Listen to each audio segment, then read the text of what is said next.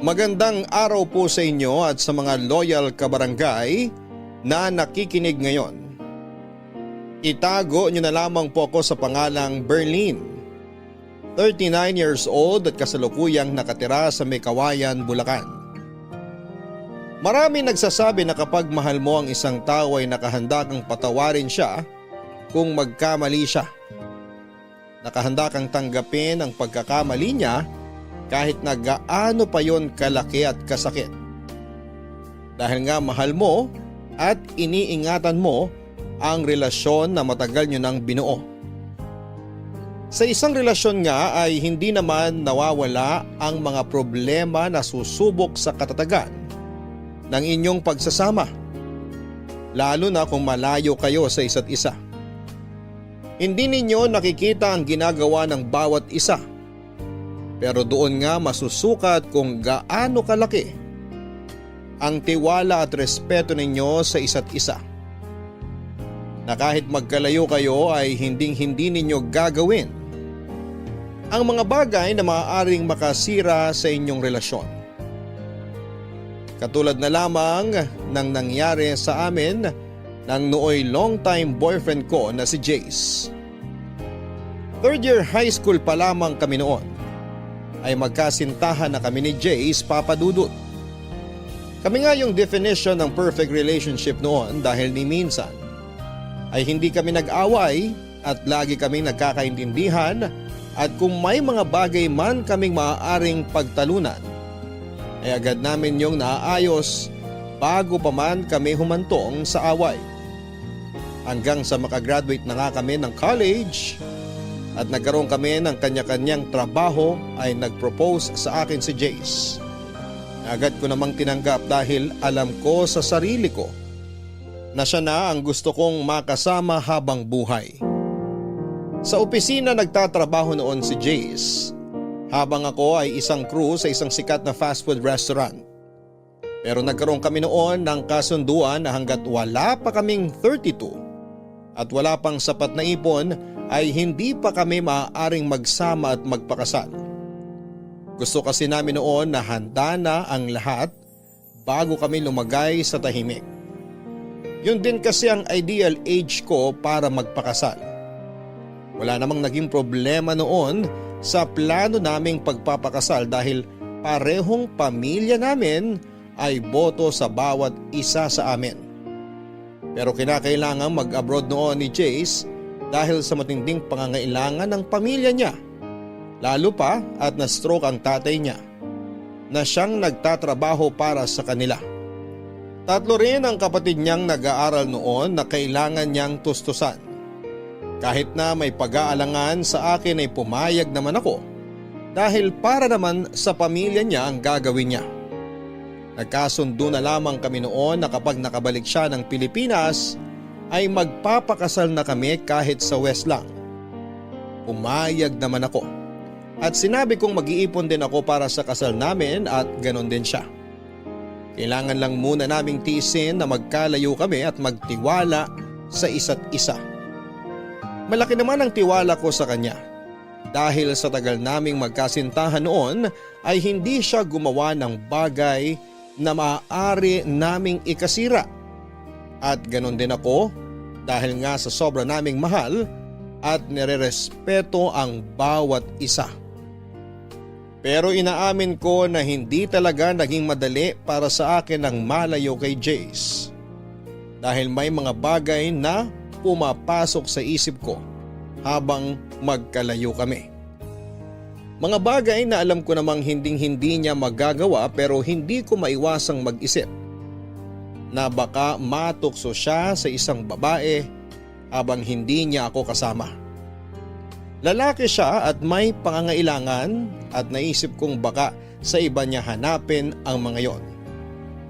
May tiwala naman ako sa kanya pero hindi ko kontrolado ang mga pumapasok sa isip ko. Lalo pa nga at hindi agad nakatawag noon sa akin si Jace. Nang makarating siya sa Korea bilang isang factory worker sa paggawaan ng mga noodles. Sobrang Nag-worry rin ako sa kanya noon dahil hindi ko alam kung ano na nga bang nangyayari sa kanya doon. Iniisip kong mabait ba ang mga amo niya o kaya naman ay nakakakain ba siya ng maayos. Halos 2 linggo nga bago siya nakatawag noon at tila nabunutan ako ng tinig sa dibdib nang marinig ko na ang boses niya.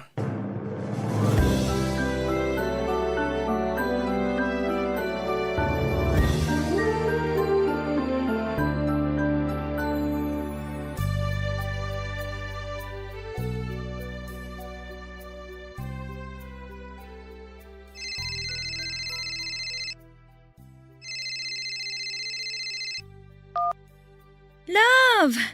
Bakit ngayon ka lang tumawag? Sorry love, bawal kasi ang cellphone sa oras ng trabaho. Maikpit dito eh. Kailangan i-surrender ang cellphone ko sa kanila kapag may trabaho. Every 2 weeks lang ako pwedeng gumamit ng cellphone. Kagaya nito, day off ko. Kaya nakatawag ako sa'yo. Ay, salamat naman sa Diyos. Akala ko kung napano ka na dyan eh. Huwag mo ako intindihin dito. Mababait naman ang mga amo ko. Eh nga lang, sobrang istrikto ng boss namin. Kapag trabaho, trabaho. Sa bagay, malaki ang pasahod nila kaya dapat talaga sulit ang ibabayad nila sa'yo. Ang importante, ayos ka lang dyan. Oo, di rin naman kami nagugutom dito. Libre ang pagkain namin. Mabuti kung ganon. Maiba nga pala ako. Nakatawag ka na ba kina tita para ipaalam ang lagay mo dyan? Oo, tumawag na ako sa kanila bago ako tumawag sa'yo. O anong sabi nila sa'yo? Ayun, humihingi ng pasensya sa akin. Kasi kinailangan ko para mga ibang bansa para lang sa kanila. Eh sabi ko wala namang problema basta para sa kanila. Total, andito na rin lang ako. Panahon na para makabawi man lang ako sa kanila. Tama. Basta pagbutihan mo lang ang trabaho mo dyan. Pasasaan ba't magiging maayos din ang lahat? Suportado kita sa lahat ng bagay. Alam mo naman yan. Kaya nga swerte ko sa'yo. Kasi nandiyan ka palagi para suportahan ako. Naiintindihan mo yung mga bagay na kailangan kong gawin. Natural, mahal kita eh. Tsaka para naman sa pamilya mo ang ginagawa mo. Di lang naman para sa kanila itong ginagawa ko. Para sa atin din to. Magtatabi ako kahit papano para sa kasal natin. Kasi gusto na rin talaga kita pakasalan eh. Oo, alam ko. Basta ingatan mo palagi ang sarili mo dyan, ha? Umiwas ka sa tukso kahit anong mangyari. Alam mo namang mahal na mahal kita. Kaya hindi ako matutokso sa iba. Masyado kitang mahal para gawin sa'yo yun. May tiwala naman ako sa'yo. Pero kasi hindi naman natin masasabi, di ba? Malayo tayo sa isa't isa. Huwag ka mag-isip ng kung ano, love. Tatandaan mo lang palagi kung gaano kita kamahal. Kahit kailan hindi ako naging unfaithful sa'yo. Ang tagal na nga natin, oh. 12 years na tayo. Sa tingin mo ba, aabot tayo ng ganito katagal kung mababaw ang pagmamahal ko sa'yo? Sa bagay, tama ka. Pasensya ka na, love, ha? Hindi naman sa wala akong tiwala sa'yo, kaya naiisip ko yung mga ganyan. Naiintindihan naman kita. Hindi mo kailangang humingi ng pasensya. Natural lang na maramdaman mo yan. Malayo ako sa'yo eh. Pero yun lang ang masasabi ko sa'yo. Mahal na mahal kita. Ikaw lang babaeng mamahalin ko at iharap ko sa altar. Kahit naman ako eh. Ikaw lang ang lalaking mamahalin ko. Basta, tiis-tiis lang muna tayo, love ha. 2 taon na lang naman eh. Saglit lang sa atin to. Oo naman. Basta every 2 weeks lang ako makakatawag ha. Huwag kang mag-isip na baka nang bababay ako rito o ano. Hayaan mo kapag day off ko, ikaw ang una kong tatawagan. Magdamang tayo mag-uusap noon. Paalala ko lang sa'yo, mahal ang roaming calls ha. Hindi yan kagaya dito sa Pilipinas na unlimited. Tama na sa akin yung makausap ka kahit sandali. Malaman ko lang na ayos ka dyan, okay na ako. Oo nga pala. O paano? Babay muna ha. O sige, basta mag-iingat ka palagi dyan ha. Tumawag ka kagad sa amin kung may problema. Sige love, salamat ha. Kayo din, mag-iingat kayo dyan. Lalo ka na, pakakasalan pa kita. Oo. O sige na love, I love you. I love you too.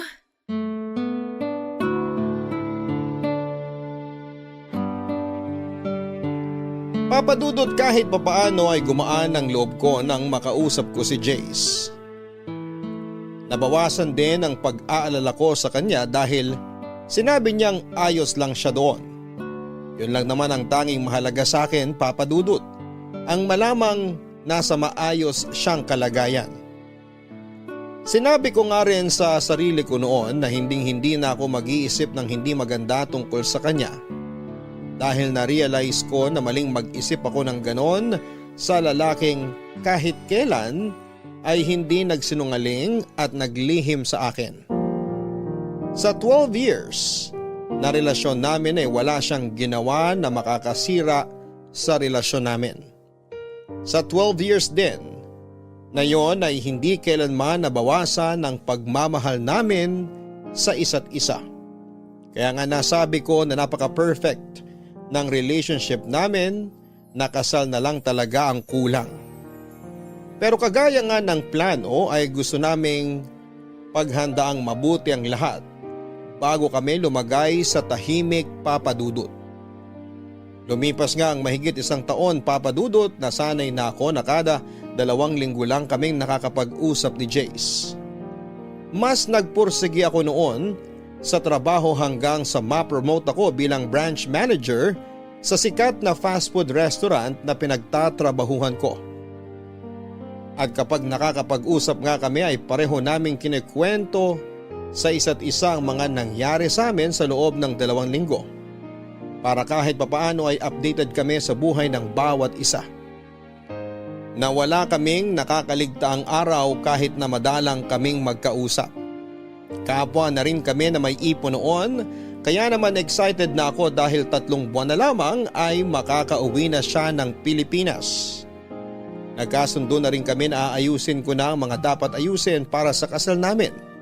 Mula sa invitation sa simbahan at sa pagpili na rin ang isusuot namin.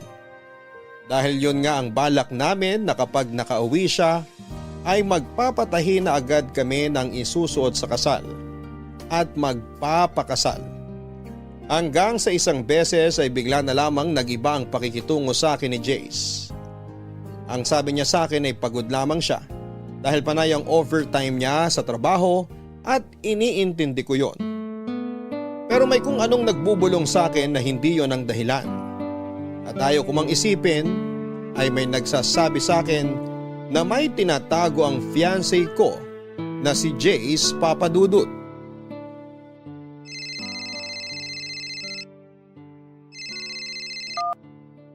Hi love!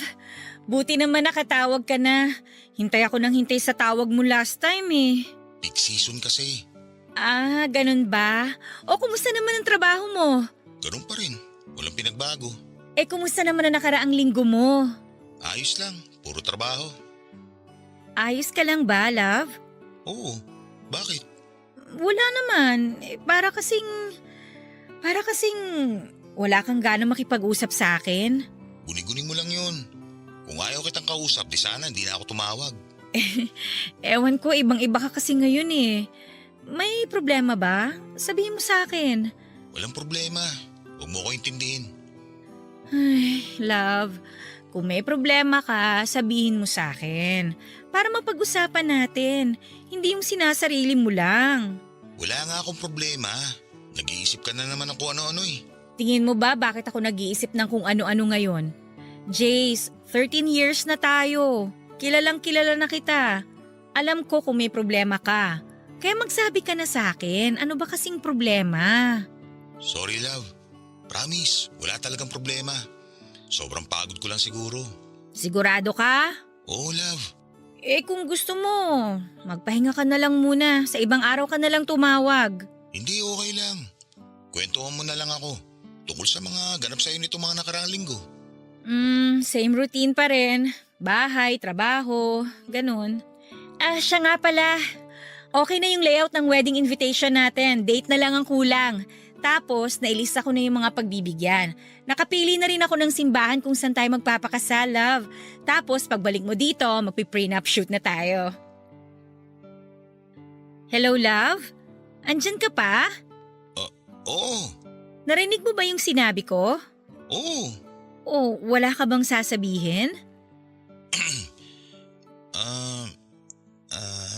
Baka pwedeng i-postpone na natin yung kasal? Kahit mga 2 years? Ano? Postpone? Love, Ang tagal na nating pinlano to. Alam ko, kaso Kaso ano? Budget? May problema ba sa budget, Jace? May ipon ako, sapat yun para sa pagpapakasal natin. hindi naman yun. Naisip ko lang na mag-extend muna ng mga 2 taon dito. Bakit? 2 taon lang ang kontrata mo dyan ah. Paano ka mag-extend? Ano, magti-TNT ka? Hindi, pwede naman daw i-renew yung kontrata pagkatapos nito. Pero bakit nga? Bakit ka mag-extend?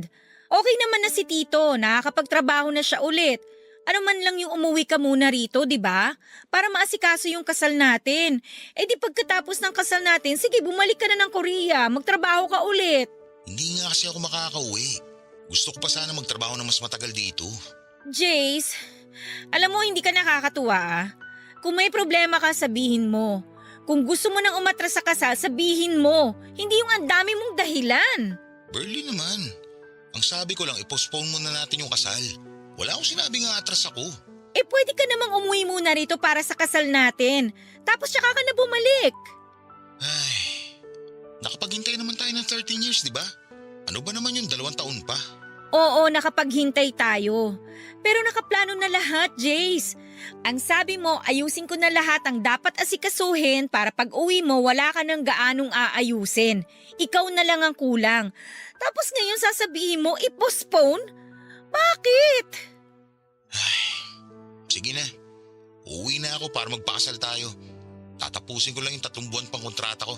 Hindi ko alam kung ano ba talagang problema at bigla ka na lang magsasuggest na i-postpone natin. May problema ba sa family mo? Wala. Hayaan mo na. Uuwi na ako. Magpapakasal tayo kaya huwag ka nang mainis. Sa susunod na lang tayo mag-usap o kaya kung makakatawag ako mamaya. Magpapahinga muna ako at wala pa akong tulog. Okay lang ba? Ay, okay, sige. Magpahinga ka muna.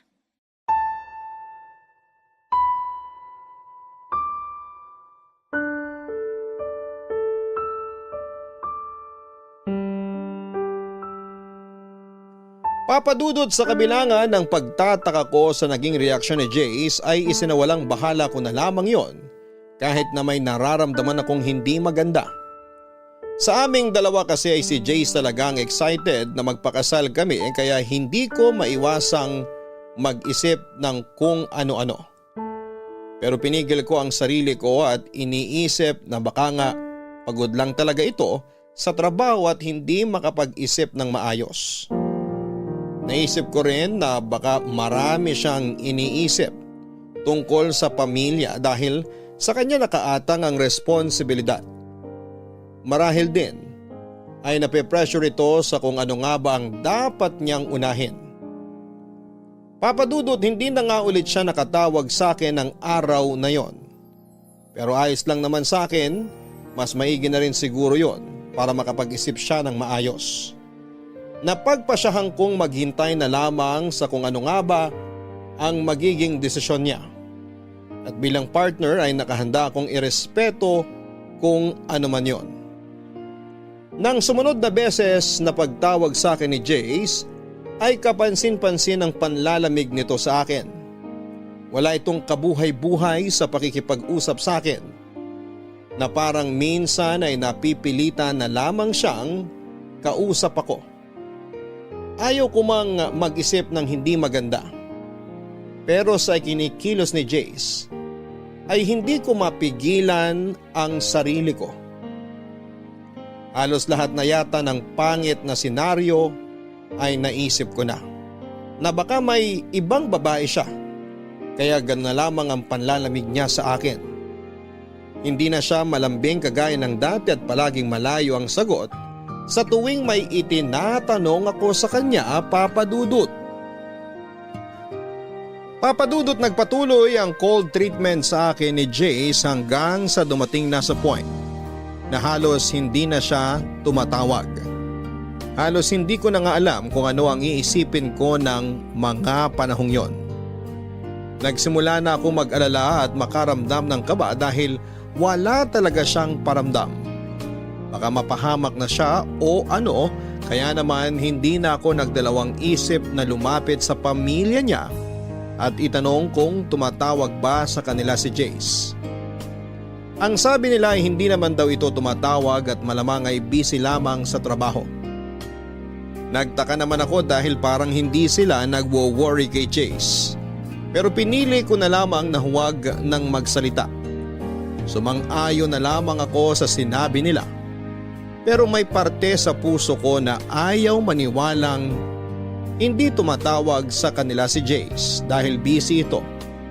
Kilala ko si Jace at hindi nito matitiis ang kahit na ano, lalo na kung tungkol sa pamilya nito. Naisip kong may mali sa nangyayari at kailangan ko yung alamin. Kaya nga sinubukan kong kontakin ang mga kaibigan ni Chase na nakilala nito sa trabaho. Halos lahat ng nakausap ko ay iba-iba ang sinasabi. Ang isa ay sinabing busy lang si Jace, samantalang ang isa naman ay sinabing wala naman daw silang gaanong ginagawa dahil tapos na ang peak season. Kaya mas lalong lumakas ang kutob ko na may tinatago siya sa akin hanggang sa nakausap ko ang isa pa sa katrabaho niya na si Carlo. At hindi ko halos matanggap ang mga ipinagtapat niya sa akin, Papa Dudut.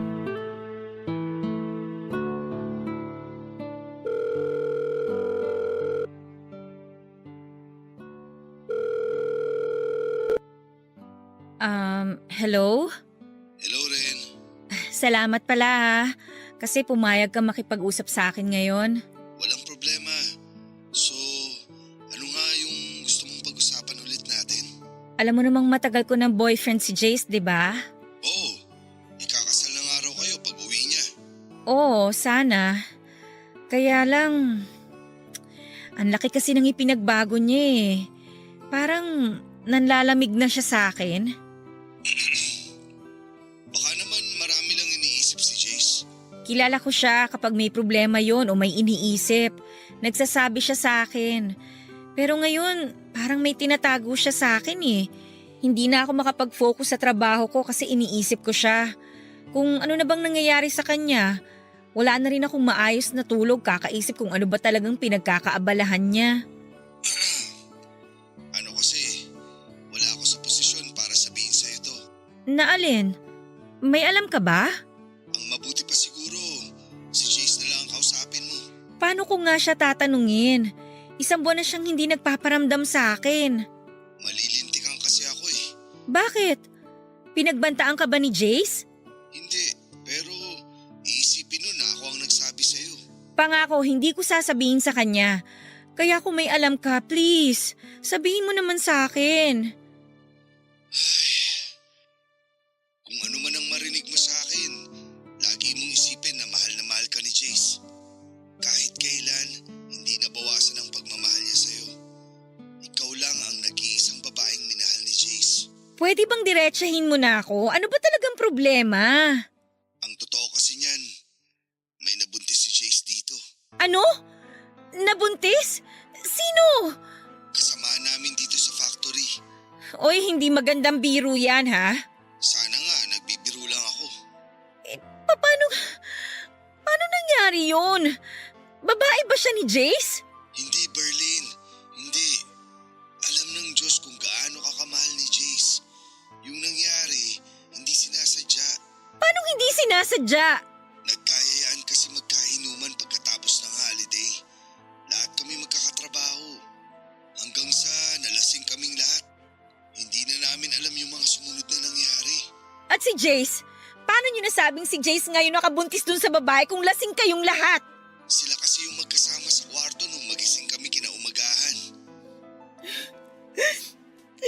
Pero maniwala ka o sa hindi, sising-sisi si Jace sa nangyari. Mahal na mahal ka niya. Mahal? Kung talagang mahal niya ako, sana umiwas siya sa mga bagay na makakasira sa amin. 13 years na kami. Tsaka pa siya nagloko. Hindi ka niya niloko, Berlin. Hindi sinasadyang nagkamali lang siya. Hindi sinadya o sinadya. Nagkamali siya. Dinungisan niya yung relasyon na napakatagal na naming iningatan. Maniwala ka. Mahal ka ni Jace. Hindi lang niya alam kung paano sasabihin sa'yo yung totoo. Nagigilty siya ng sobra sa nagawa niya. Ang dami niyang pagkakataon para sabihin sa akin.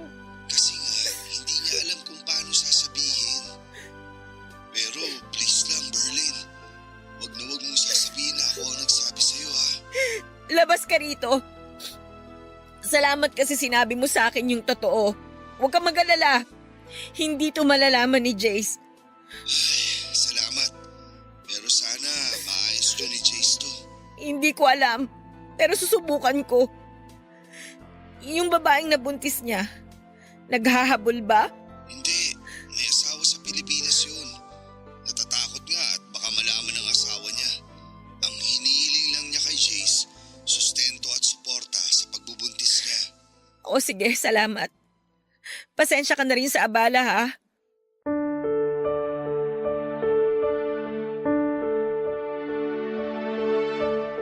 Papadudod para akong hinagisan ng bomba dahil sa mga nalaman ko. Pakiramdam ko ay mamamatay ako sa sobrang sakit dahil parang paulit-ulit na sinasaksak ng kutsilyo ang puso ko. Sa sobrang tagal naming magkarelasyon ni Jace ay ni minsan ay hindi siya nagloko. At kahit minsan ay hindi kami nag-aaway ng dahil lamang sa babae. Kaya may parte pa rin sa puso ko na ayaw maniwala sa mga sinasabi ni Carlo. Pero ano nga ba ang mapapala niya kung sakaling siraan niya si Jace sa akin? Maliban na lamang kung may lihim na galit ito rito. Hindi ko alam kung paano ko tatanggapin ang katotohanang magkakaanak siya sa ibang babae. Pakiramdam ko ng mga oras na yon ay wala akong kwentang babae. Dahil sa kabila ng pagmamahal ko kay Jace ay nagawa niya yon sa akin. Sarado ang utak ko ng mga oras na yon dahil wala akong pakialam kung sinadya yon o hindi. Ang tanging naisip ko lang noon ay nagtaksil sa akin si Jace. Naisip ko nga rin na baka nawala na ang pagmamahal niya sa akin dahil magkalayo na kami. Hindi ko na nagagawa mga bagay na ako dapat ang gumagawa para sa kanya at nahanap niya yon sa ibang babae. Kaya naman nang tumawag siya ulit sa akin ay agad ko siyang kinompronta.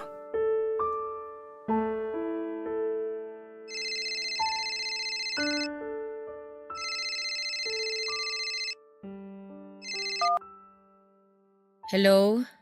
Napatawag ka? Hi love. Pasensya na kung ngayon lang ako nakatawag ulit. Sobrang dami lang talagang ginagawa sa factory. Lagi pa ako nag-overtime. Ayos lang. Galit ka ba sa akin? Hindi. May dapat ba akong ikagalit? Oo, kasi matagal akong di nakatawag sa'yo. Alam ko naman na busy ka. Sorry talaga love. Namiss kita ng sobra. Kamusta ka na? Ayos lang, buhay pa. Bakit parang galit ka sa akin? Sorry talaga love kung ngayon lang ako nakatawag. Sorry din kung lagi akong lutang pag magkausap tayo. Sobrang dami ko lang talagang iniisip. Kung ano man yung iniisip mo, wala akong pakialam. Love naman. Sorry na. Babawi ako sa'yo, promise. Tuloy na uwi ko. Mapapakasalan na kita. Uuwi ka? Paano yung nabuntis mo dyan? Saan mo naman ako yung kalokohang yan? Alam mo loyal ako sa'yo. Kung magloloko ako, di sana noon ko pa ginawa. Alam mo naman kung gaano kita kamahal. Hindi ko alam kung anong klaseng pagmamahal yung sinasabi mo. Teka nga, sino nagchismis sa'yo niyan? Alam mong hindi kita kaya ipagpalit sa iba. Mahal na mahal kita, Berlin. Pwede ba, Jace? Huwag na tayong maglokohan. May nagsumbong na sa akin eh. Kaya huwag ka nang magsinungaling. Magsabi ka na lang ng totoo kaysa paikot-ikot lang tayo dito. Hindi ako tanga. Alam mo yan. Okay, magsasabi na ako. Pero please, huwag mo isiping niloloko kita. Na may iba akong babae. Nag-iisa ka lang na babaeng mamahalin ko at iharap sa altar. Sobrang mahal na mahal kita. Tayo kung mawala ka sa akin. Nakagawa ka na ng bagay na ikasisira natin, Jace. Pakinggan mo muna ako, love. Hindi ko sinasadya yung nangyari. Isinusumpa akong nangyari yun.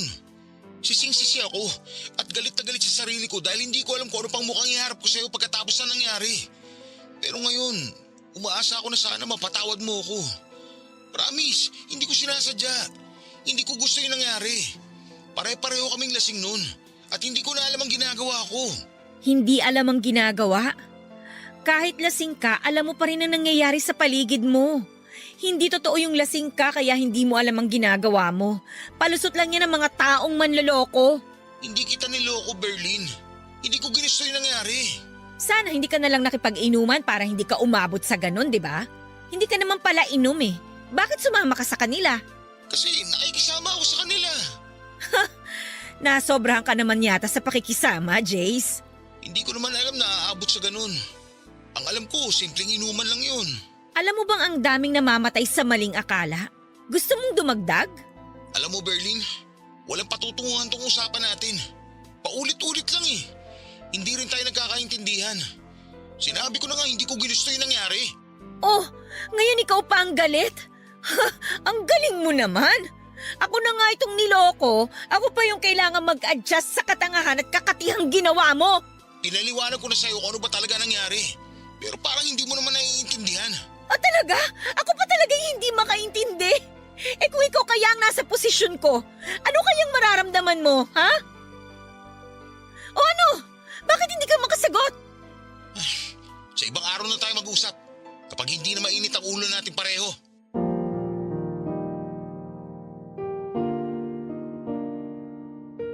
Papadudot, minabuti na nga lang namin na huwag na munang mag-usap dahil pareho pang mainit ang mga ulo namin. At baka kung saan pa kami humantong. Hindi ko alam noon kung paano tatanggapin lahat ng mga nalaman ko, lalo na kay Jace na mismo nang galing ang mga salitang hindi ko nais marinig o mas tamang sabihin na kinakatakutan kong marinig. Hindi ko alam kung paano at bakit kami humantong. Sa ganon na kung kailan marami na kaming pangarap at plano sa buhay ay saka pa kami susubukin ng matinding problema na hindi ko alam kung kaya ba naming solusyonan. Halos mamatay na nga ako sa sobrang sakit, Papa Dudut. Itinatanong ko sa sarili ko kung saan ako nagkamali o saan ako nagkulang dahil tila napakabigat naman yata ng problemang ibinato sa akin ng Diyos. Problemang parang hindi ko kayang pasanin at lutasin. Iniisip ko na sa dami ng plano at pangarap na binuo namin nang magkasama ay isang pagkakamali lang ang magiging sanhi ng pagkasira ng mga yon. At dahil nga sa pagtatalo naming yon, Papa Dudut, ay minabuti muna naming dumistansya ni Jace sa isa't isa. Lalo pa't hindi ko na rin alam kung ano nga ba ang sasabihin ko sa kanya. Alam na alam ko sa sarili ko na kapag nag-usap kami ay kung ano-ano na naman ang masasabi ko sa kanyang masasakit na kailanman ay hindi ko na mababawi. Oo nga at galit ako sa kanya pero naroon pa rin ang respeto ko sa kanya bilang tao. Naisip ko lang na isang pagkakamali lang yung nagawa niya. Pero hindi ko makuha sa sarili ko na tanggapin yon. Gayong alam kong hindi naman talaga niya sinasadya. Marahil ay napakasakit lang sa akin dahil kung kailan may plano na kaming magpakasal ay saka pa yon nangyari. Na tila ba gustong hadlangan ng tadhana ang pagsasama namin. Sobrang litong-lito ako nung mga panahong yon. Hindi ko alam kung ano ang dapat kong gawin para maayos ang relasyon namin na hindi naman ako ang sumira. Pero sa kabila nga ng mga nalaman ko ay sinolo ko yon. Walang nakalam kahit sino sa pamilya ko o sa mga taong nakakakilala sa amin dahil ayaw kong masira ang imahe ni Jace sa kanila. Kahit papaano ay gusto kong itago ang kahihiyan dahil naisip ko na ang kahihiyan ni Jace ay kahihiyan ko na rin. Malaking insulto din yon sa akin kung sakali dahil sa tinagal-tagal nga naming magkasintahan ni Jace ay ni minsan ay hindi siya gumawa ng bagay na ikakasira namin. Simpleng inuman lang pala ang magiging mitya ng bombang sisira sa amin. At may mga bagay na hindi talaga maiiwasan kagaya na lamang ng muling pag-uusap namin ni Jace.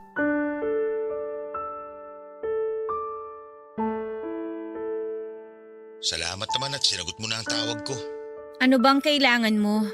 Gusto ko ta makausap na maayos. Please, Berlin. Alam kong wala akong karapatang magdemand sa'yo pero sana naman. Huwag mo itapon na lang basta napakaraming taon na binuno natin. Ayaw mong mag-demand?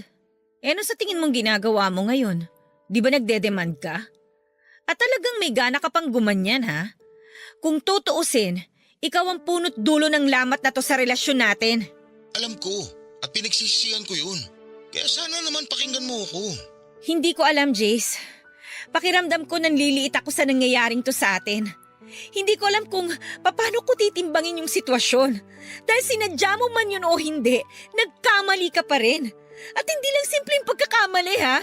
May batang involved dito, Jace. Alam kong napakalaki ng pagkakamali ko, Berlin. Pero sana naman tanggapin mo pa ako. Hindi ko talaga ginusto yung nangyari. Hindi ko na talaga alam yung nangyayari sa paligid ko ng mga oras na yun. Berlin, alam mo kung gaano kita kamahal. Yung sakit na nararamdaman mo ngayon, alam ko na ako ang dahilan yan. Kaya para ako mababaliw kasi hindi ko intensyon na saktan ka. Kung pwede ko lang alisin yan, ginawa ko na. Wala kang idea kung gaano kasakit ang nararamdaman ko ngayon. Jay, sobrang tagal na nating magkarelasyon. Wala tayong naging problema. Kung kailan ikakasal na tayo, tsaka pa nangyari to? Ano bang gusto mong maramdaman ko? Love, pagsubok lang to na kailangan natin lampasan. Sabi mo nga sa maraming taon na relasyon natin, wala tayong naging problema. Ito na yun. Sinusubok na tayo kung hanggang saan tayo magiging matatag. Ngayon pa ba tayo susuko? Hayaan ba natin na hanggang dito na lang tayo? Hindi ko alam, Jace. Hindi ko alam kung saan ako lulugar. Hindi mo kailangang isipin yan. Alam mo, ikaw lang nag-iisang babae minamahal ko. Mas importante ka sa akin. Eh paano yung anak mo? Hindi ako magiging masaya kung alam ko may batang magsasuffer dahil lang sa pagkakamaling yon. Hindi ko naman pababayaan yung bata kung yun ang iniisip mo. Susuportahan kong bata. Pero hanggang dun lang yun. Hindi mo rin masasabi, Jace. Anak mo yun eh. Dugot laman mo. Kapag nasilayan mo yung batang yon, sigurado ako mag-iiba ang mararamdaman mo para sa bata. Magtiwala ka sa akin, Berlin. Hanggang suporta lang ang maibibigay ko sa bata. Ayoko, Jace. Hindi ko maaatim na agawan ng ama ang isang walang kamuwang-muwang na bata. Kung tutuusin, hindi naman niya ginustong mabuo. Bunga lang siya ng isang gabing pagkakamali. Naawa ko sa bata, Jace. Eh anong magagawa ko? Oo, anak ko yun. Pero mas importante ka sa akin. Hindi naman ako papayag na mawala ka sa akin. Hindi ko naman tatalikuran ng bata eh. Ibibigay ko lahat ng pangangailangan niya. Pero yun lang yun. Naisip ko lang kasi, kung ako yung nasa kalagayan ng babae, parang ang hirap. Yung anak ko walang kikilalaning ama. Love, wag mo munang isipin na ibang tao, please. Isipin mo muna tayo. Ang relasyon natin. Kung paano natin naayusin. Mahal na mahal kita. At kung kailangan na lumod at magmakaawa ako sa harapan mo, gagawin ko. Lahat gagawin ko para mapatawad mo ako. Huwag mo lang akong iwan. Ang hirap kasi eh. Hindi ko alam kung anong sasabihin ko sa'yo. Hindi ko alam kung ano ba yung tamang desisyon na dapat kong gawin. Basta tuloy yung plano natin. Magpapakasal tayo. Walang magbabago. Ewan ko. Ang kasal sana natin ang pinakamasayang araw sa buhay ko. Pero paano ako magiging masaya sa sitwasyon natin ngayon? Ayoko magpakasaya knowing na may batang magsasuffer in the end. So ano? Ganun na lang? Maghihiwalay tayo? Iiwan mo ako? Ang sinasabi ko lang, palipasin muna natin ang unos. Ituloy natin yung gusto mo na i-postpone muna yung kasal. Kailangan ko rin ng panahon para makapag-isip ng mabuti. At saka ikaw, ayusin mo muna yung dapat mong ayusin. Pero paano pa ako makakasigurado na hindi mo ako iiwan? Huwag mo na akong intindihin mo, okay? Unahin mo ang mas importanteng bagay. Unahin mo yung anak mo. Kawawa yung bata, Jace. Ikaw ang pinaka-importante sa akin. Alam mo yan. Magkakaanak ka na, Jace. Magiging tatay ka na. Magpakalalaki ka naman. Panindigan mo ang responsibilidad mo dun sa bata. Love naman. Paikot-ikot na naman tayo eh. Hindi ko nga pababayaan ng bata. Jace, hindi lang sustento ang kailangan ng bata. Kailangan din niya ng kalinga at pagmamahal ng isang ama. Anong gusto mong gawin ko? Iwan kita. Tapos magpakatatay sa batang hindi ko naman ginusto mabuo? Magdahan-dahan ka sa pananalita mo, Jace, ha? Mas lalong hindi hiniling nung bata na mabuo siya. Kasi kung may choice lang siya na pumili na magiging magulang, for sure, hindi ka pipiliin ng bata dahil alam niyang hindi mo siya tanggap. Oo, hindi ko siya tanggap. Pero pananagutan ko siya. Berlin, please. Bigyan mo pa ako ng isang chance na itama lahat to. Pero wag na wag mong hihingin sa akin na maghiwalay tayo. Kasi hindi ko kaya yun. Bigyan mo ako ng panahon na mag-isip. Habang inaayos mo mga dapat ayusin, i-postpone muna natin ang kasal. Okay, sige. Kung yan ang gusto mo. Pero ito lang ang masasabi ko. Mahal na mahal kita. At kung kailangan ko mamili, ikaw at ikaw ang pipiliin ko.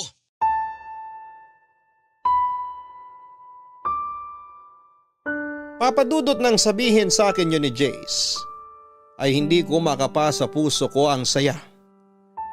Dahil pakiramdam ko ay makasarili ang desisyon niyang yon, papadudot.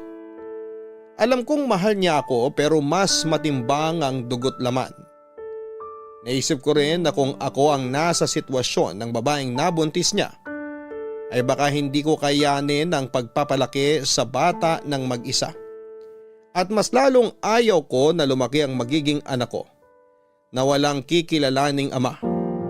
Papadudot minabuti ko nga na huwag na munang makipag-usap kay Jace para makapag-isip kaming pareho. Pero kung ako ang tatanungin, ay kung hihingin man ang pagkakataon ay handa akong palayain siya alang-alang sa bata.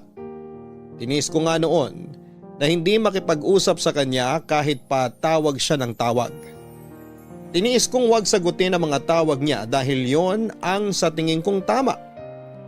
Naisip kong kapag hindi ako nagparamdam ay maiisip niya kung ano ang dapat niyang gawin. Pero sa totoo lang ay sobrang sakit sa akin ang mga nangyayari, lalo na ang isiping may kahati ako sa kanya. Halos 2 linggo nga na panay ang tawag niya sa akin na hindi ko naman sinasagot hanggang sa isang araw ay hindi na siya tumawag. Kaya naisip ko noon na marahil ay nakapag-desisyon na si Jace at pinili nito ang anak. Pero wala akong kamalay-malay na uuwi pala siya ng Pilipinas para personal akong makausap. Kailan ka pa dumating? Ngayon lang din. Dumiretso ka agad ako rito para makapag-usap tayo. Nagpahinga ka na muna sana bago ka pumunta rito. Hindi ko na kaya ipagpaliban pa to, Berlin. Para na ako mababaliw. Hindi mo sinasagot ang mga tawag ko. Sinabi ko naman sa'yo na kailangan nating makapag-isip pareho. Paano tayo makakapag-isip kung lagi din naman tayong mag-uusap? Hindi naman solusyon ang pagdistansya sa isa't isa. Kaya nga tayo mag-uusap para mas madali nating maayos ang problema natin. Ang problema dapat tinaharap, hindi tinatalikuran. Paano natin tumaayos kung ayaw mo naman makipag-usap? Ang dali lang para sa'yo na sabihin. Kasi hindi naman sa'yo nangyari eh. Oo, hindi sa akin nangyari. Pero naisip ko na rin yan na kung sa akin man mangyari to, tatanggapin pa rin kita ng buong buo. Nasasabi mo lang yan kasi wala ka sa totoong sitwasyon. Hindi ko lang nasasabi to. Tatanggapin talaga kita dahil mahal na mahal kita. Handa akong kalimutan ang mga pagkakamali mo, huwag ka lang mawala sa akin. Ganyan kita kamahal, Berlin. Saan naman bigyan mo ako ng pagkakataon na pagsisihan ng gusto ang pagkakamali ko. Hayaan mo akong bumawi sa'yo. Hindi ko alam, Jace. Gulong-gulo talaga ako. Kaya nga ayoko muna makipag-usap sa'yo dahil hindi ko alam ang sasabihin ko sa'yo. Mahal mo pa ba ako? At bakit mo naman naitanong yan? Pakiramdam ko kasi wala ka ng pagmamahal sa akin kaya ka ganyang katigas. Naiinis na ako sa usapang to ha. Ba't parang kasalanan ko pa na hirap akong magpatawad? Sariwa pa sa akin ang lahat, Jace. Sorry, love. Sorry. Kahit ako, gulong-gulo din ako. Pero isa lang ang sigurado ako. Ayaw kitang mawala sa akin. O paano yung anak mo? Wala ka man lang bang maramdaman na gusto mong bigyan din ng pagmamahal ang anak mo? Love naman. Willing ako magbigay ng sustento sa kanya. Lahat ng pangangailangan niya ibibigay ko.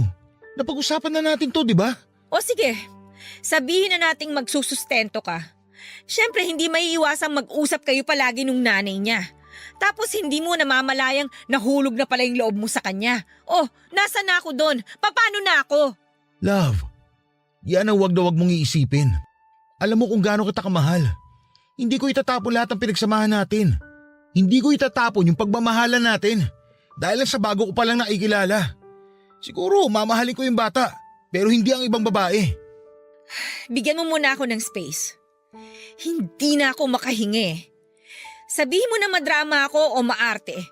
Pero hindi ganun kadali sa akin na tanggapin yung sitwasyon. na yung lalaking pakakasalan ko nakabuntis ng ibang babae.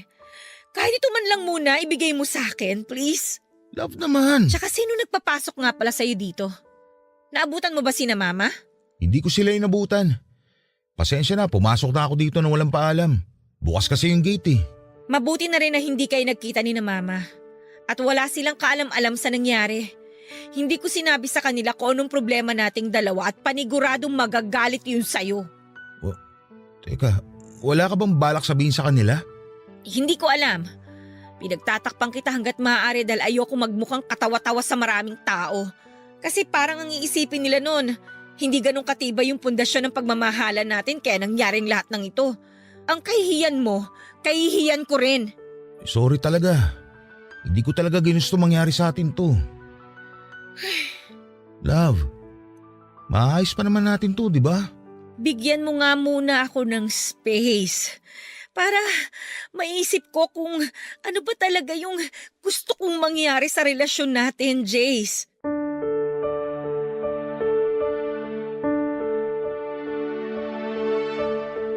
Hindi na nga kumontra pa si Jace noon nang sabihin kong gusto ko muna ng space. Pero nagpaalam siya sa akin ng maayos at sinabing tawagan ko lamang siya. Anumang oras kapag nakapag-isip na ako o kaya naman ay sadyain ko siya mismo sa kanilang bahay dahil hindi na rin daw siya babalik ng Korea para magtrabaho. Maghahanap na lang daw siya ng ibang trabaho na malapit lang sa akin.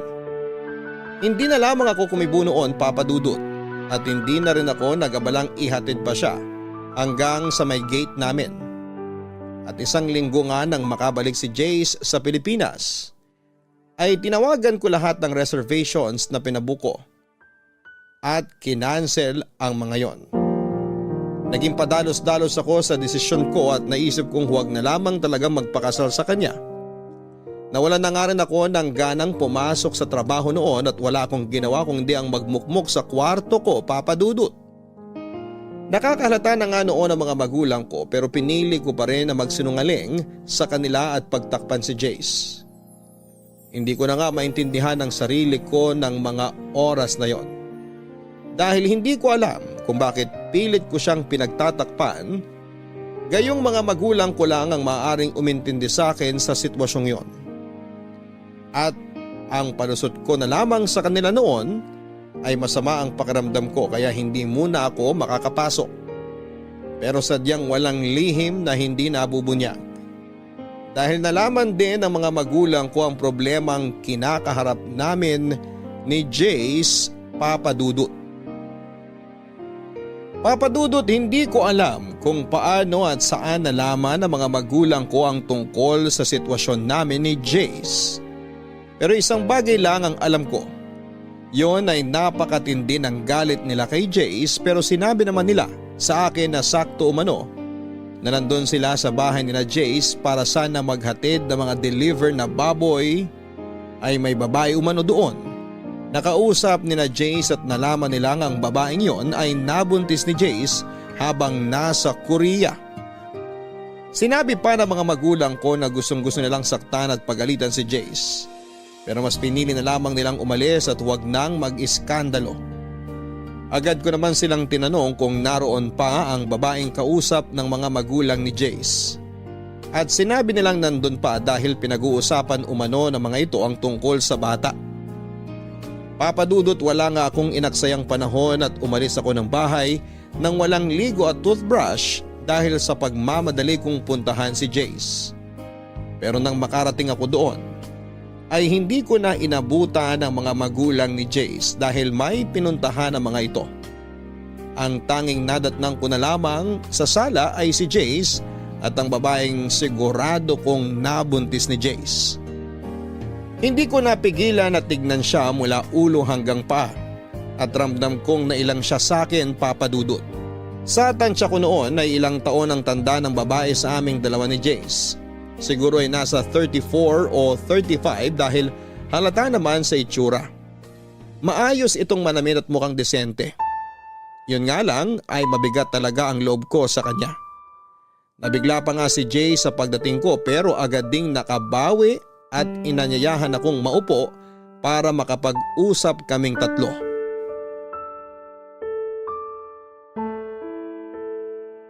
Love, halika, maupo ka muna.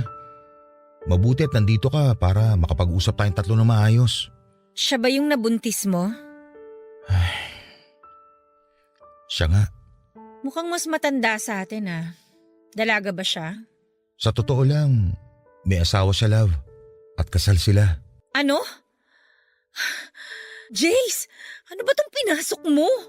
Love, makinig ka muna sa amin ni Thea. At anong sasabihin niyo sa akin? Ang laking gulo nito, Jace, kapag nakarating sa asawa niya tong ginawa ninyo.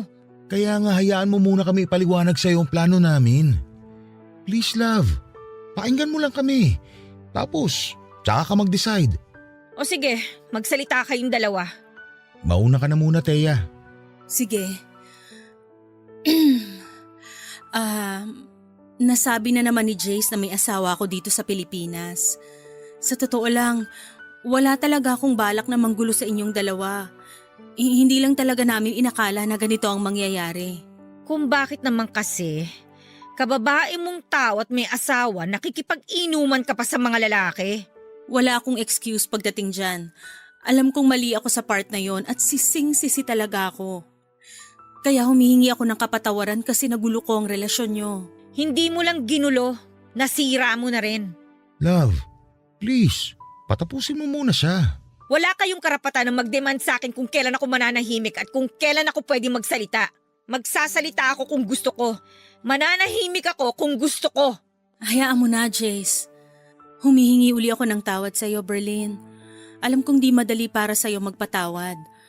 Ayos lang sa akin kahit habang buhay mo na akong di patawarin. Huwag mo lang sanang idamay ang bata sa galit mo sa amin ni Jace. Hindi ba sinabi sa'yo ni Jace ang sinabi ko tungkol sa bata? Sinabi niya sa akin kaya medyo nabawasan ang pag-aalala ko kung sakaling ipapaubaya ko ang bata sa inyong dalawa. Ipapaubaya? Anong ibig mong sabihin? Nagpunta ako rito para ipaalam kay Jace ang bala ko pagkaluwal sa bata. Kaya nga sinabi ko may asawa ko. Mapapatay ako ng asawa ko kapag nalaman niyang nabuntis ako ng ibang lalaki. Gusto ko lang sana na hanggat hindi ko pa naluluwal yung bata, suportahan ako ni Jace mula sa pagbubuntis hanggang sa tuluyan na akong manganak. At kung pwede, dito muna ako hanggat hindi pa ako nakakapanganak. Ano? Dito ka titira? Sa bahay ni Jace? Oo sana. Habang hindi pa ako nakakapanganak, di kasi ako pwedeng umuwi sa amin ng ganito. Wow! Anong akala mo sa akin? Tanga? Sa tingin mo maniniwala ako sa'yo? Napanood ko na sa mga palabas yan. Hindi ko inaasahang maniniwala ka sa akin. Kung gusto mo, dito ka na muna para mabantayin mo mga kilos namin ni Jace. Kahit dito na lang ako sa sala matulog, ayos lang sa akin. Hanggang sa makapanganak lang ako. At pumayag ka sa gusto niya, Jace? Actually, hindi lang naman ako, love. Pati sina mama at papa. Nag-decide kayong lahat ng hindi pinapaalam sa akin? Wala man lang humingi ng opinion ko? Love, hindi. Biglaan lang din kasi. Hindi ko naman alam na darating si Thea eh. Eh di sana pinatawag mo muna ako, di ba? Kaya nga nag-uusap tayong tatlo ngayon, di ba? Eh para saan pa't nag-uusap tayo kung nakapag-decide na naman kayong lahat? Ano pang silbi ko dito? Love, please. Pumirmi ka muna, pwede? Inaayos nga natin ngayon ang dapat ayusin. Kaya please naman, maging mature tayo sa sitwasyon na to. So? Matured ka na niyan? Kasi nakapag-desisyon kang hindi hinihingi yung opinion ko? Ganun ba yon? Hindi. Kaya nga tayo nandito ngayon para solusyonan ang problemang to. Sinabi mo sa akin na ayusin ko to, di ba? Ito na nga. Inaayos ko na. Huwag na kayong magtalo. Hahanap na lang ako ng apartment na pwede kong tuluyan hanggang sa makapanganak ako. Pangit nga namang tingnan kung dito ako sisiksik. O tapos, si Jason magbabayad ng upa sa apartment mo? Oo, ganun na lang ang gagawin namin. Para hindi ka na rin nag-iisip ng kung ano-ano dyan. Kasalanan ko ba kung bakit ako nag-iisip ng kung anong-ano? Sige na, ihanap ko na lang siya ng apartment. Hindi na, Jace. Ako na lang. Sobrang abala na yung naidulot ko sa'yo at sa girlfriend mo. Ako na lang ang maghahanap ng tutuluyan ko. Basta wag mo lang kalimutan ng suporta sa bata hanggang sa masilang ko siya. May sinabi ba akong umalis ka? Walang aalis! Kung nakapag-decide na pala sila na dito ka muna tumira, edi go! Baka mamaya mapahamak ka pa sa kahahanap mo ng apartment mo, kasalanan ko pa. O bakit ganyan kayo makatingin sa akin? Hindi pa naman ako ganun kasama para hindi isipin ang kapakanan ng bata, no? Oo, galit ako sa inyong dalawa. Pero labas nun ng bata. Sigurado ka ba? Oo, pero alamin mo kung saan ka lulugar. Huwag niyong abusuhin ang kabaitan ko. Maraming salamat, Berlin. Pangako, masilang ko lang tong bata. Ipapaubaya ko na siya sa inyong dalawa ni Jace at hindi niyo na ako makikita kahit kailan.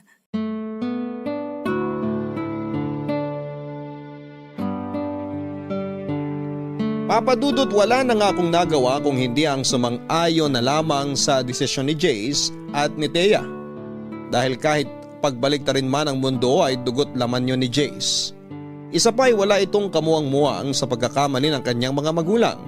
At hindi ako masamang tao para hindi isipin ang kapakanan ng sanggol na hindi pa naisisilang. Doon ko rin na-realize na hindi basta-basta ang samahan namin ni Jace para lamang masira ng ganon dahil lang sa isang pagkakamali. Na-realize ko rin ang mga sinabi niya na kung talagang mahal mo ang isang tao ay handa kang tanggapin itong muli kahit na ano pa ang naging pagkakamali nito. Basta bukal sa kalooban nito ang pagsisisi sa pagkakamaling nagawa niya. Papadudot na kahanda akong tanggapin ang bata sa oras na yon. Naisilang ito. Pero hindi ko alam sa sarili ko kung kaya ko ba siyang akuin na parang tunay kong anak.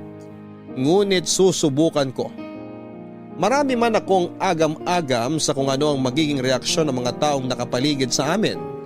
Kapag nalaman ang tungkol doon, lalo na ang mga magulang ko ay hindi ko na muna yon iisipin. Ang tanging nasa isipan ko na lamang ng mga oras na yon ay maayos na ang gulo at makapagsimula kaming muli ni Jace. Naging maayos naman ang pagtira ni Thea sa bahay ni na Jace. At totoo sa mga sinabi nito ay tanging masisilungan at suporta lamang ang gusto nito mula kay Jace hanggang sa ito ay makapanganak. Lumipas nga ang ilang buwan at tuluyang nagsinang si Thea ng isang sanggol na lalaki at pinaubaya ito sa aming dalawa ni Jace. Masakit man umano sa kanya na iwan ang sariling anak ay alam naman niyang hindi ito mapapabayaan dahil kasama nito ang tunay na ama. Tulad nga rin ang ipinangako niya sa amin ay hindi na siya muling magpapakita pa. Nang maayos nga namin ang tungkol sa custody ng bata ay nakiusap naman sa akin si Jace na kung maaari ay relasyon naman namin ang aming ayusin.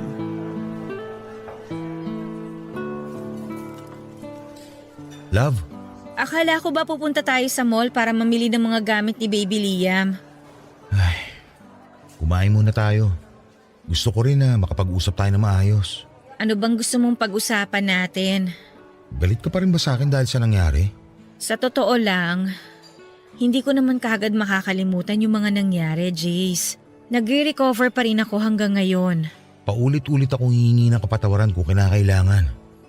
Pero sana matanggap mo ng buong bata, ang anak ko. Napag-usapan na natin to, di ba? Oo, hindi madali pero susubukan ko. Dahil wala namang kasalanan yung bata sa lahat ng nangyari eh.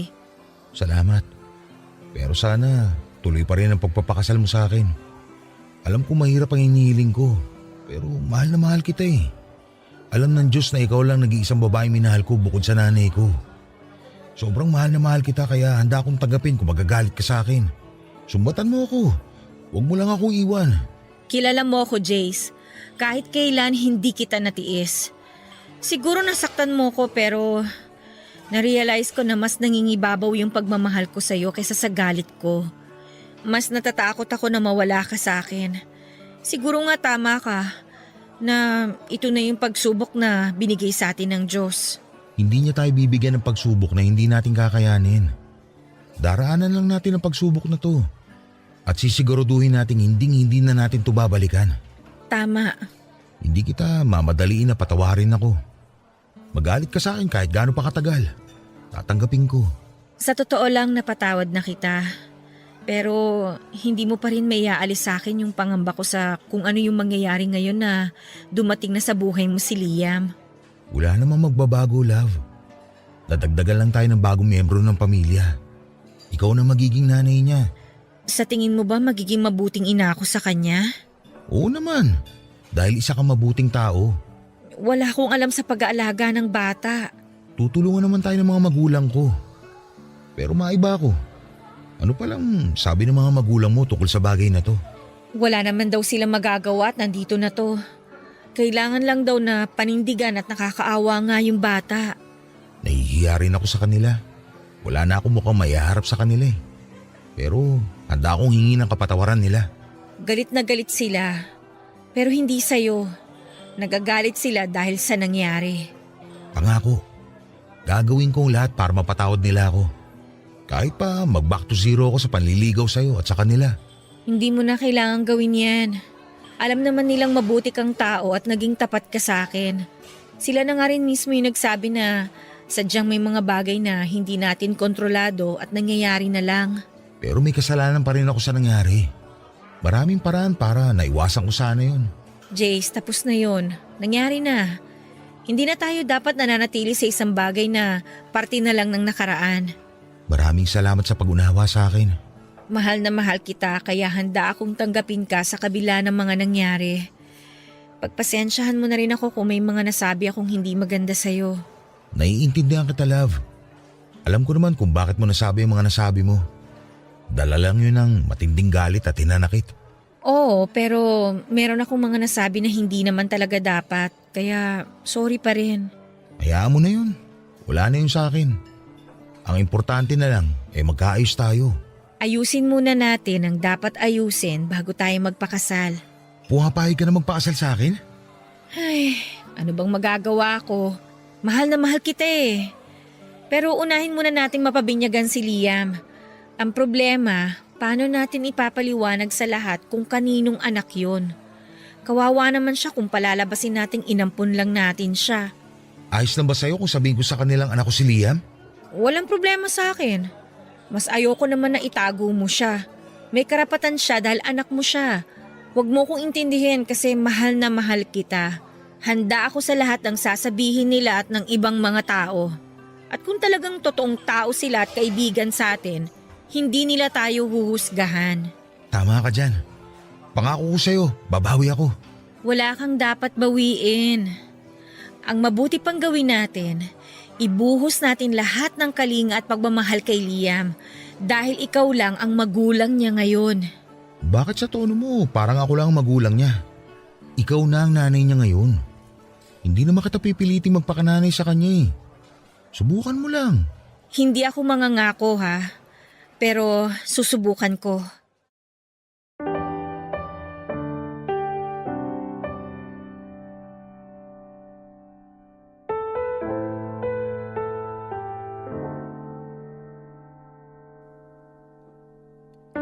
Papadudot, pinabinyagan nga namin si Baby Liam at pinaalam sa lahat ng mga kakilala na tunay na anak yun ni Jace. At halos lahat sila ay bumilib sa ginawa ko. Napakabihira lang daw kasi ang kagaya ko na handang tanggapin ang bunga ng pagkakamali ng taong minamahal. Sa totoo lang ay nahirapan din ako na tanggapin ang lahat pero na-realize ko na hindi talaga yon ginusto ni Jace. Ang tanging paraan na lamang namin para maitama ang pagkakamaling yon ay harapin ang nangyari at palakihin ng maayos at busog sa pagmamahal si Baby Liam. Sinabi pa nga nila na isipin lang namin na blessing in disguise si Liam. Lalo pa nga at na-diagnose akong may PCOS. Ibig sabihin ay maliit lamang ang chance ako na magbuntis. Halos madurog ako nang malaman ko pero hindi ako pinanghinaan ng loob dahil sinabi naman ng mga doktor na may mga paraan pa para ako ay magbuntis at magkaanak. Makalipas nga ang ilang buwan matapos ang binyag ni Baby Liam ay ang kasal naman naming dalawa ni Jace ang aming inasikaso. At masayang masaya ako dahil sa paglipas ng mga panahon ay unti-unti nang nabubuo ang pamilyang pinapangarap ko kasama si Jace. Napamahal na rin ako kay Liam at parang tunay na anak na ang turing ko sa kanya. At masasabi ko na napalaki namin siya ng maayos ni Jace dahil lumaki siyang mabait at magalang at higit sa lahat ay mapagmahal. At laking pasalamat ko rin nga nang hindi kalaunan ay nagdalang tawa ko at nagsilang ng isang sanggol na babae na pinangalanan kong Jamaica. Hango sa pangalan naming tatlo ni na Jace at Liam. Sobrang saya ko nga Papa Dudut dahil hanggang ngayon ay masaya at nananatiling matatag ang aming pamilya. At tuloy na ring naghilom ang sugat na naiwan ng kahapon. Napatunayan ko rin na ang susi sa maginhawa at masayang pamilya ay ang pagtanggap sa pagkakamali ng bawat isa. At itama yon upang magsilbing pundasyon ng mas matatag na pagsasama. At dito ko na nga po tinatapos ang aking kwento. Maraming salamat po kung ito man ay inyong mapiling basahin sa araw na ito. More power po sa inyong programa. Ang inyong loyal kapuso at kabarangay, Berlin.